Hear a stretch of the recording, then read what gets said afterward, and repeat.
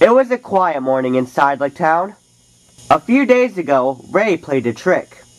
He made the carts think Nick was Oscar, so they biffed him. Now, Nick's hair is damaged. Corey says he has a solution, but Nick is still worried. Some licks are even teasing him already, including his cousin. If I had $1 for every hairdo you don't have anymore, I'd have $1, hooted Oscar.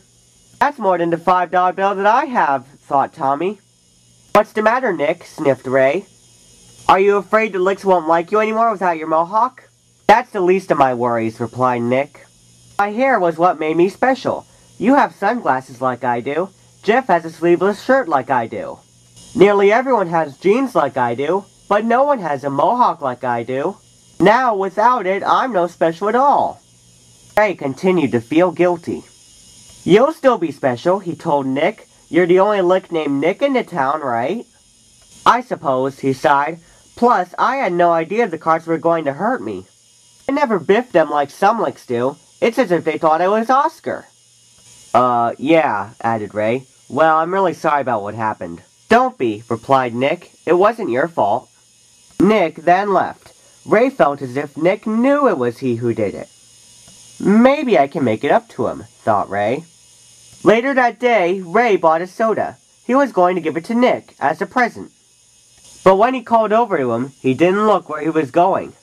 He bumped into the timeout bench. The soda can soared through the air, and it hit Nick's hair. Nick, are you okay? Cried Ray. Nick dizzily got up. Now, his hair wasn't just cracked, it was completely broken off. Suddenly, Corey arrived. What is going on? He asked. All right, I confess, cried Ray.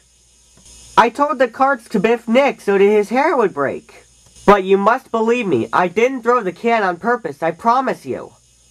Well, I admire your honesty, began Corey, but you're still going to the bench.